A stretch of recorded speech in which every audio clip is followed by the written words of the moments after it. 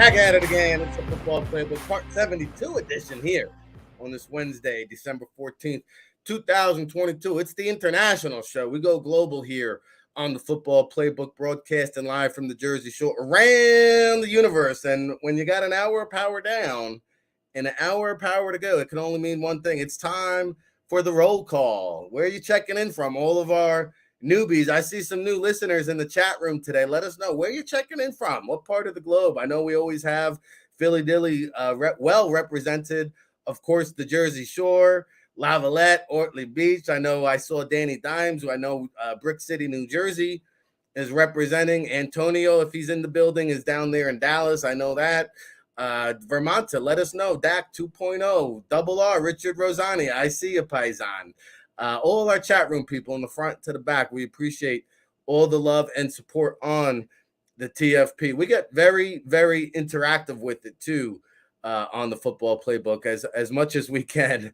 And you guys, man, Alexander, you're making me laugh up in here. Showtime, what's up, baby? Kevin Savard, New Hampshire. I always forget about those guys up in New Hampshire. Florida, we got some Kanzu. 5573, Florida, Brevard, Traverse City, Michigan, William Stark, the Great Lakes, Espo. I know it hurts, Rick. Hey, buckle up. We got Tone DeShields the second, super producer behind the scenes. Let us know when Kayla Santiago arrives, Tone, our next guest here on the Football Playbook. And we got an hour of power down in the books with you here, talking Eagles football, NFL draft, the college football landscape. Hey, the bowl season, is that this Friday or next Friday? The bowl season is right around the corner. I'm excited for that. San Antonio, Texas, the Riverwalk. I got to get me down. That's one scouting trip I have not ventured down to yet is San Antonio, man. I got to get me over to like a UTSA practice or something. Who I think is starting off, isn't UTSA? I think UTSA or UAB is starting off the bowl game season. I think UTSA is one of the first two games on Friday. Asheville, not Nashville, John Lewis. Get it right. Fly Eagles fly down in Asheville, Alabama. And I think there's an Asheville in North Carolina. I haven't seen our good friend Paul Mancini, but we always have a lot of Carolina representatives. Gloucester County goes Sixers. Yep, I know. Buckle up. It's that time of the day. It is 11 o'clock, which means each and every Wednesday, Kayla Santiago, Delmarva Sports Director here on the Football Playbook. Let's fire her up. Good morning, Kayla. How are we doing today? Good. How are you? Oh, always love talking football with you. The 12-1 Philadelphia Eagles are soaring high, and it was a little MetLife Stadium takeover. The Eagles fans had a little party up at the Meadowlands and MVP chants showering the one great Jalen Hurts as he comes off the field and into the tunnels of the windy MetLife Stadium, 48-22. Let's get the Kayla Santiago takeaway. I absolutely loved it. I mean, my prediction last week, I did have them winning by about 2 touchdowns. I didn't think they were going to blow them out like that. I actually didn't get to watch the full game because I was working an all-star game, but I'm scrolling through live updates. I got to catch the second half, and I was like, this is just absolutely insane. And I actually worked with some Giants fans too, so that was all bragging rights all day long as well. But, you know, you look at this team right now, and they're legitimately the best team in football. It's not about, oh, they had the easiest schedule anymore. It's about this team is legit, and they have guys breaking records each and every week to be able to get these wins. The Giants aren't a bad team. I said this before. That was the game, and this was the week that I was the most worried about when looking at the schedule. And just to see the Eagles get a big win like that, especially against a division rival, was really fun to watch. Yeah, and I think we are now, to me, that was a separation Sunday. We're starting to separate the contenders versus the pretenders. And I think I don't want to dump on the Giants. We all knew they weren't really a force to be reckoned with. But no, I'm with you. I did expect to see a little bit more, especially from Saquon Barkley. Like that's the guy that we were supposed to be worried. That's the guy the Eagles were supposed to be game planning and attacking. And I don't know, to me, like, I know he got off to a really fast start and his numbers look great on paper, but both Saquon Barkley and Miles Sanders are going to hit the free agency in the offseason. I'm starting to think, based on what I saw just Sunday, I'm not watching the Giants each and every week like I am the Eagles, but I don't know. Saquon looked like like a lot of these running backs we've recently seen. Jonathan Taylor, Mhm. Derrick Henry, Saquon Barkley, like they just look like a shell of themselves. And you talk about Saquon Barkley, and everybody's saying, "Oh, well, Miles Sanders." The thing about his career is you always have to worry about injuries. It's really the same with Saquon Barkley, and now that he's not performing throughout the entire season, maybe a little bit banged up, but you look at Miles Sanders right now. I'm not saying he's a top quarterback in the league at all, but the Philadelphia Eagles are extremely lucky at the moment because he just takes so much pressure and alleviates that offense and is doing so well each and every week. And you talk about the Eagles, you look at Jalen Hurts and you say, well, he is so dynamic in the run game and in the passing game. You also have to worry about Miles Sanders, and that makes this team extremely, extremely good going throughout the season. Saquon Barkley, I really liked him coming out of college. I think he was a good pickup for the Giants, but it just seems like the trend right now in the NFL, the top running backs, they had injuries that sidelined them, and they still have not been able to be at the top of their game. Maybe the injuries are worse than they're telling us. Maybe they actually aren't 100% healthy and they're more banged up than we seem to believe. But at the same time, it's just not going to get done. And without Saquon Barkley, I mean, the Giants aren't really going to do much more. Yeah, it's interesting. Tone behind the scenes chimed in, said if Saquon and Miles hit free agency, teams will lean more towards Miles because he's cheaper and just as productive. Hard to disagree. Let me ask you this, though. The Giants could be in trouble because also their quarterback, Daniel Jones, is a free agent. And I feel like, the Giants are an organization. They're damned if they do, damned if they don't. And I say that because, it's easy to say Daniel Jones ain't the guy. I feel strongly about that. But then you go and say, well, who can we go and get that's better? Because while they're not contenders, they do have 7 wins. They've played themselves into, even if they're picking in the middle of the draft, all the good college quarterbacks in the draft are going to be gone. We know what the free agency quarterback class looks like. Yeah. I mean, as funny as it sounds, Carson Wentz might be the Giants' best option in free agency. Where do you think that team or that organization goes after the season? Is it just a case where both parties look themselves in the mirror and say, hey, you know what? I guess we're kind of just stuck with each other. I think I would honestly be surprised because I feel like for whatever reason, the Giants organization believes in Daniel Jones and think that he's the guy. Now, behind closed doors, they might be saying this is the last season that we want to deal with Daniel Jones and maybe we'll look at other QBs. I think it would be hilarious if Carson Wentz ends up going to the New York Giants, but I think that would be a problem within itself. You're talking about MetLife Stadium where the most football injuries happen probably in the NFL over the past few years, and that's going to be Carson Wentz's home. I don't think that's necessarily going to work. But in my opinion, I just think that the Giants want to see what Daniel Jones can do. They went out on a limb on that pick. They wanted to get him, and that they wanted that to be their guy after Eli Manning. But in reality, Daniel Jones is good. I don't think he's ever going to be great. You're not going to be talking about him like you talk about Patrick Mahomes and Lamar Jackson or even close to an Eli Manning. So are the Giants looking for that great QB that's next? I don't think they're in the position to get that right now. And that's the only reason why I would say maybe they stick with Daniel Jones and see what the next 2 years bring.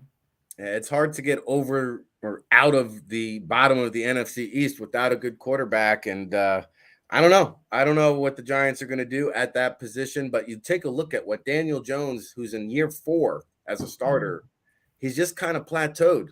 Jalen Hurts, here he is in year 3. He's just keeps ascending and getting better. And that's why we know the answer at quarterback in Philadelphia is Jalen Hurts. She's Kayla Santiago. I'm Ric Serritella. Let's talk about that passing attack outside of Jalen Hurts because now the narrative has changed, Kayla. First it was, Jalen's no good. Now that he's performing at such a high level, well, it's the supporting cast. We all know the truth. Let's talk about the supporting cast, though. A.J. Brown, Devonta Smith, they're both on pace for over 1,000 yards. I think Jeremy Maclin and Riley Cooper were the last pair of Eagles wideouts to do that. I think maybe Terrell Owens and Jason Avant might be a tandem that you can go back to in recent history. You'd have to go back to maybe Keith Byers and Irving Fryer. I mean, are we witnessing the best Eagles wide receiver duo tandem of all time? I've said this before. I honestly think that A.J. Brown is the best wide receiver since Terrell Owens on the Philadelphia Eagles. And I was a huge fan of Deshaun Jackson. He is my favorite NFL player that played on the Eagles. But just the style and the grit and the play that A.J. Brown brings with the supporting cast of Devontae Smith, because A.J. Brown doesn't have to be that deep threat. That's Devontae Smith right there. And then you also have Watkins that is really trying to step up a little bit. Yes, does Jalen Hurts have a supporting staff?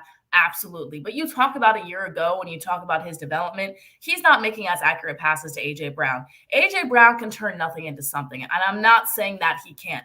But last year, Jalen Hurts was overthrowing those balls. He wasn't as accurate. He wasn't making those plays. And now it's a given at this point. He puts it literally into their hands to make sure that they don't get absolutely crushed by a defender and have open house in front of them to go take it to the end zone. It's crazy what we're witnessing right now.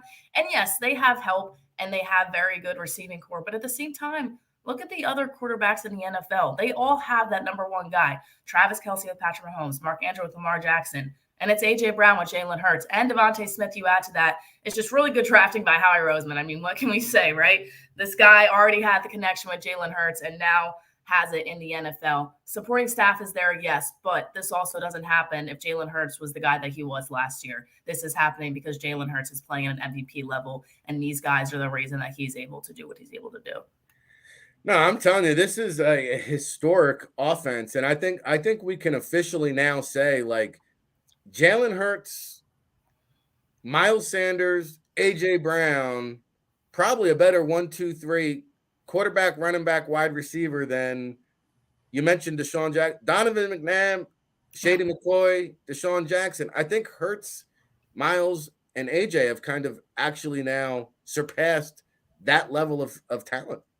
I think so too. And I think it's really too because you look at the quarterbacks in the league right now and in the NFL, and that's Jalen Hurts' playing style. It's not anymore just about making the accurate passes. It's how can you get out of the scramble? What can you do with your legs to be able to get that first down as a QB? Those were the years. Listen, that was my childhood. Donovan McNabb, Shady, and Deshaun Jackson. I grew up watching those guys. But if you look at this right now, everything is just so accurate. And there's been times when this team has been injured. A.J. Brown, there's been certain games where like, all right, is this guy okay? Like he might be dropping a few passes. But at the end of the day, I mean, you watch this team and I look every single week and I'm like, they just keep doing this. How do they just keep doing this? Like, I don't understand. I feel like I'm in a dream. And if I am, please don't wake me up because this is honestly right now, knock on wood, the best regular season Eagles team that I've seen in my lifetime. Oh, no doubt about it. I think this is a mystical, magical carpet ride. And you know, if this team does run the table, they have to run the table. But if they do, it's a big if. I think this could be one of the all-time historic offenses in NFL history. Like, I'm not even kidding. Oh, by the way, don't look right now. Our good friend Glenn Irby just told us last segment, Dallas Goedert back on the practice field. Might not necessarily play this week, which not the worst way to go about business. I mean, I don't think the Chicago Bears are going to pose much of a threat, and we'll get into some of the Bears talk, but in a way, in a crazy, mixed up, funky way, the absence of Dallas Goedert over the past month forced Shane Steichen to get a little bit creative, mix and match some things. I saw empty sets. I saw zero tight end personnel. I saw Zach Pascal get more reps. I saw Quez Watkins more involved. Now you bring Goedert back into the offensive equation. I think the Eagles offense is going to be better for it. I think it's going to be more diverse and dynamic over the course of the long haul. And you've put different various looks now on film that when you get to the playoffs that opponents have to game plan for. Which is crazy, but Dallas Goedert is the guy that you're going to need to be able to take this team to the next level in the postseason because the postseason is not easy and anything can happen in the playoffs and you can soar through the regular season. But what Dallas Goedert is going to do is he's going to bring that leadership and he's going to bring that play into the postseason. And honestly, I don't see anybody in the NFC stopping this offense. You already beat the Vikings. You already beat the Giants. You already beat the Cowboys.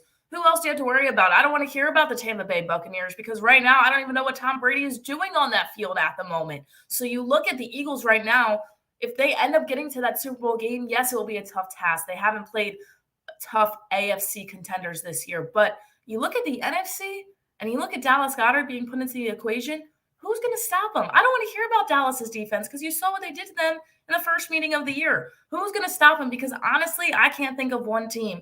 And the fact that Dallas Goedert makes this team even more of a threat, the whole NFL should be scared of this Philadelphia Eagles offense.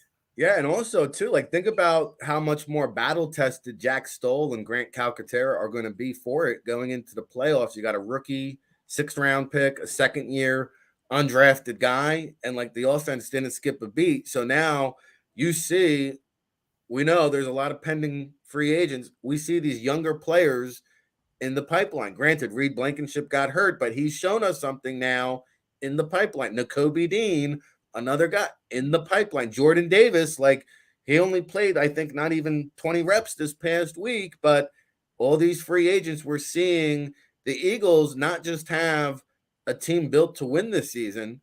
They've done a great job stockpiling young talent. And oh, by the way, that Saints pick is a top 4 if the draft were held tomorrow.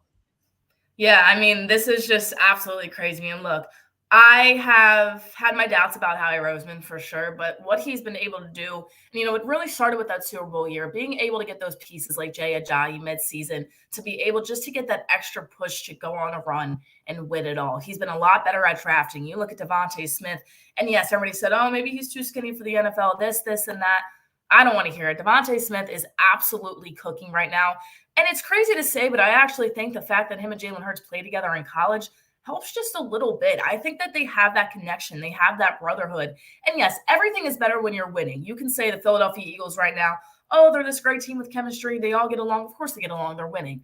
But at the same time, I do think that matters. And I do think having a good locker room is important. And you can see that. I mean, Howie Roseman is doing everything right. And he's giving this team everything that they need. I said when Carson Wentz was the quarterback, Howie gave nothing to Carson Wentz that he needed. That's because Carson, in their mind, was not the guy. And Jalen Hurts, they drafted to maybe be the guy without everybody knowing at that point. And now they're finally giving a quarterback in Philadelphia what they deserve. And it's just really exciting to watch. No, good point. The weapons on this team over the last 2 years have transformed. I remember the kid out of Old Dominion led the team in receiving a couple years ago. Travis Fulgham was yes. the leading receiver. So we've come a long way since the days of Travis Fulgham and the kid that's on the practice squad right now. That they brought back, that Greg Ward, Fulgham and Ward were like the 2 biggest playmakers on this Eagles roster. Yeah. And so they've come a long ways. Now, you don't want to hear about the Dallas defense, but Micah Parsons begs to differ with you. I haven't given Micah much airtime on today's show because, I mean, I'm with Jalen Hurts. Like after the game, Hurts said, hey, everybody's got an opinion. They can go down to the bank and deposit it. And I think, Micah Parsons' comments, did they register on Jalen Hurts' radar? I'm sure they did. And were they heavily on his mind? He said, I don't put a lot of energy and focus on the haters, but I know that somewhere back there in the mental Rolodex archives, Jalen Hurts is going to file that index card away in the mental archives and save it for next week. I remember, I think when they played Dallas the first go around, I'm pretty sure it was the first game all season where Micah had 0 quarterback pressures. And quite frankly, I think he got beat up so bad in the first half, he decided to stay on the sidelines for the second half, from what I recall. And the offense was able to work around as Micah Parsons on the other side of the ball, because we talked about it on here that the Eagles might have to run the ball a little bit more because that pressure might come from Micah Parsons. You want to get the ball out of Jalen Hurts' hands very, very quickly. They were able to do that in all assets. So, yes, is Micah Parsons an extremely, extremely great player in this league right now? Probably. Is he one of the more tough defenders in this league? Probably. But you have Nick Sirianni and a game plan offensively and your offensive line that this year has been stellar, that has gotten better each and every game, that is going to stop Micah Parsons. And that's what's been happening. I think that he's going to get a little bit more pressure when they face them again in a few weeks. I do think that's going to happen. I don't think it's going to be a complete shutdown like they were able to do the first game, because it's Parsons and that's the player that he is. But it's one player. I'm not really worried about it. Yeah, and I think Lane Johnson got hurt that game as well. Lane will be back for that, or will he? We shall see. I know he was a little banged up with a Bondeman injury. It's been a revenge tour for the Eagles. And last time they played Dallas, Jason Peters was injured. They had just signed him. When the left tackle had gone down, they had just brought in Peters and he got hurt. Then they were playing him at guard. Now, this past week, their right tackle got injured. So Jason Peters slated to get the start at right tackle against the Eagles. I mean, Brandon Graham could be looking at another defensive player of the week mismatch here. Yeah, and I mean, Jason Peters, after that game, I just get carted off a little bit and be like, sorry, guys, I'm injured. I'm out for the season, because that's what Jason Peters honestly has been for the past 3 years. I love the guy. He's done great things with Philadelphia, but come on now. He's later in his career, and he's no match for BG at all. And it's also crazy the level that Brandon Graham and Fletcher Cox, but even more BG, that he's playing at this point of his career. This team is just locked in. And these guys on the other side that think that they have some mental real estate in the Philadelphia Eagles head and saying, we're going to do this, this, and this. You can post on social media all you want. That's the beauty of social media. Post whatever you want. But when you get on the field, it's about football. And we'll see who gets the better of the matchup, because there was a lot of talk before that first one. And I think the Philadelphia Eagles handled business. Yeah, that I remember that week pretty clearly. In fact, all the Cowboys fans were in the chat room talking about Cooper Cup this and Cooper Cup that. And then, after the game, again, the narrative changed. Well, it was our backup quarterback. We'll see you come Christmas Eve. And, hey, I hate to just glance over the Chicago Bears, because we just did. And I think the Eagles will probably skate over this Chicago team quite handedly, but maybe not as big up on the priority hit list on the revenge tour. But it was funny, like Darius Slay after the game last week, he's like, the fact that the Giants cut James Bradbury, he's like, I took that personally. He's like, so we had to go out and whip the Giants' ass. And then somebody asked him about the Bears this week. And, Robert Quinn used to play for Chicago. He's like, oh, yeah, we got to whoop the Bears' ass then this week, too.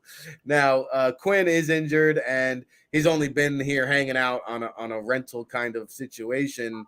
But, Chicago does have the number one rushing attack in the NFL, for whatever that's worth.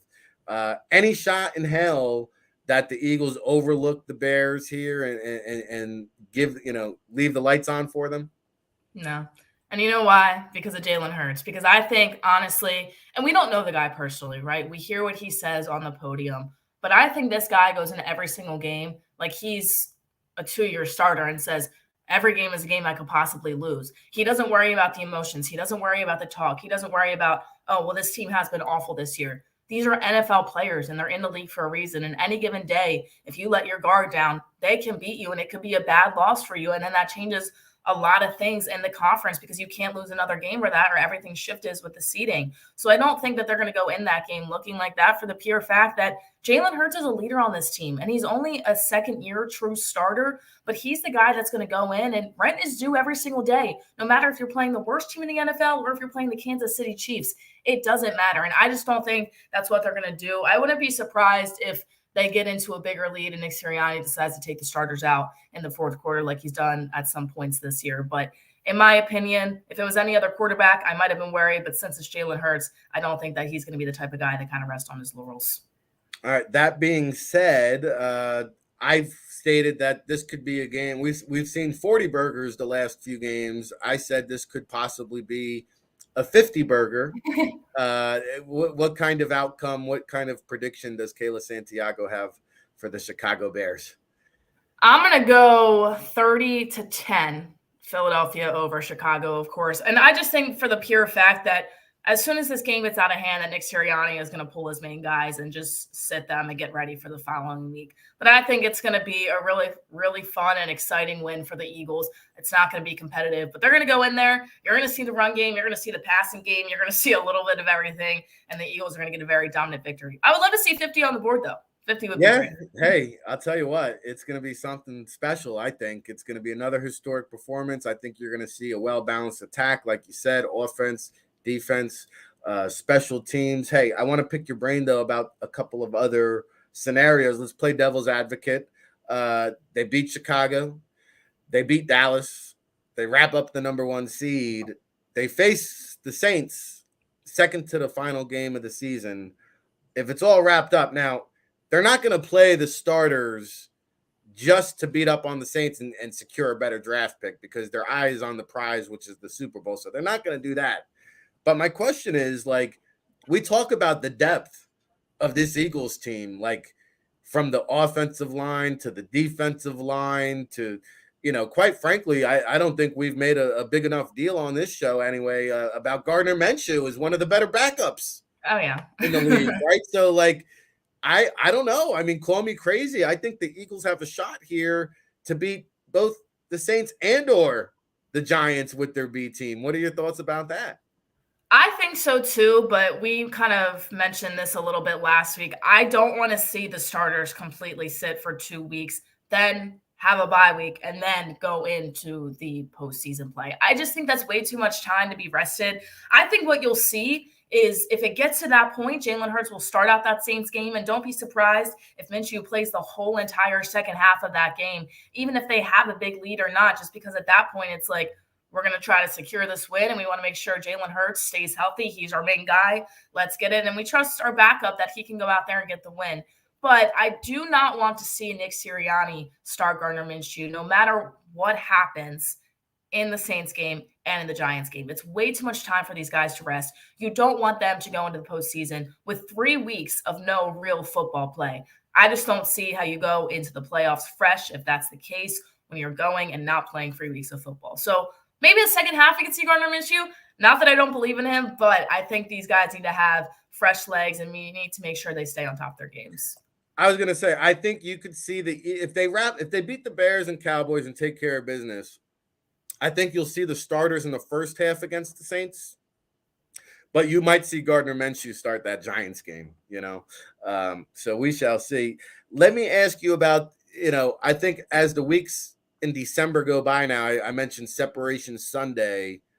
I think we're starting to see teams really show their true identity.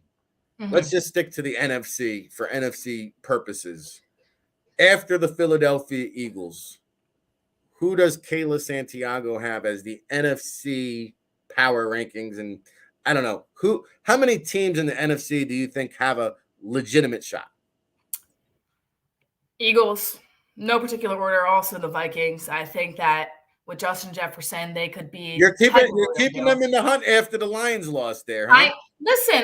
First off, the Vikings were underdogs in that game. And I think for whatever reason, the Lions are just getting good at this point. They're kind of like the Jaguars, like where the Jags will literally lose by 30 and then go beat the best team, like one of the Kansas City Chiefs in the AFC. It just doesn't make sense to me how the Lions kind of play. But I still think the Vikings are there. Now, if they lose again this week, then I might change that a little bit. I think the Dallas Cowboys are right behind them, though, especially after how bad the Giants lost to the Eagles, which really is unfortunate. I don't want to say that the Cowboys are 3 in my power rankings, but I think right now with how the NFC is laid out, they are. Honestly, I know that the 49ers quarterback situation is not ideal, but for whatever reason, they're winning games. And I think I have the 49ers at 4. And then I would either have the Buccaneers or the Giants at 5. It really depends. I don't think that Tom Brady is going to get into the playoffs and be a complete fluke. I think if he's able to get to that postseason, get that postseason push, they'll be just fine. But the Giants are kind of in the hunt too, in my opinion. All right. I didn't hear you mention the Seahawks. They're at home tomorrow night against those 49ers. The 49ers possibly down to their 4th string quarterback, Brock Purdy, a game time decision. Josh Johnson could get the start there for the 49ers. How do you handicap that matchup?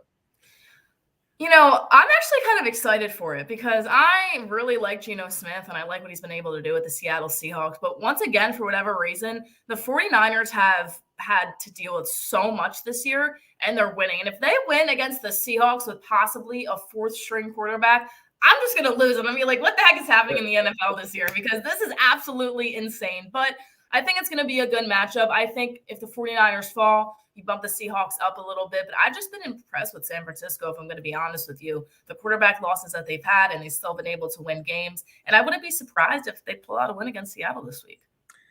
I'll tell you, it's crazy. And they remain the favorites, believe it or not. We'll get into a prediction on that tomorrow. Okay. I did have one last. So since you brought him up, last question. Geno Smith or Brandon Graham for the comeback player of the year in the NFL? Oh, I think it's tough because I think BG did not have a great year last year. And then I think he's also been dealt with a lot of injuries. And everybody knows I'm from around the Philadelphia area. I love the Philadelphia Eagles. But what Geno Smith has been able to do with the Seattle Seahawks when everybody doubted it. I mean, I got to a point where I picked this guy up on my fantasy team to be my lead fantasy QB because Dak Prescott was not doing what I needed him to do. And Geno Smith was the guy that I actually put as my fantasy quarterback. So I would honestly give it to him. I just think, especially his position too, I think it's more warranted by the NFL standards. And what he's been able to do with the Seahawks team just has been exciting to watch after Russell Wilson kind of went down the tubes with the Denver Broncos. I think nobody expected this out of Geno Smith, and he's done a lot. It'll be close, and as much as I would love to give it to BG, I think that Geno Smith's just a guy that nobody expected. I think you can expect Brandon Graham to have a good comeback, but Geno Smith is a guy that I definitely didn't expect to perform at the level that he's performing. Yeah, that trade could go down as like a Herschel Walker type of compensation. The Seahawks actually got some pretty quality players and picks for that Russell Wilson. By the way, isn't it? It's about fantasy football playoff time of the year. How's the K squad doing? Oh, we're not doing good. Let's just say we drafted Mac Jones and Dak Prescott to have a backup quarterback. In the first 2 weeks, they both got injured. So I've dealt with so many injuries. My running backs have been so injured. It's about NBA basketball season at this point for fantasy league because I have no chance in the fantasy football playoffs. So I'm focused on the Eagles in the Super Bowl and the playoffs, not my fantasy team, unfortunately. Well, no doubt. Since you are focused on the Eagles and you are a Philadelphia native, I just want to put it on your radar just so you're aware of it. I don't know what the Kayla Santiago holiday schedule is looking like, but we have the Football Playbook tailgate takeover going down January 1st.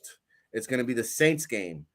Parking Lot G, our guy Gail Saunders from 4th and John is going to put it all together. It's free 99. We've got tomato pies, Bud Lights. The food is flowing. The soda pop's going to be going off. But January 1st, if you're in town, is Kayla Santiago going to be making a trip home for the holidays?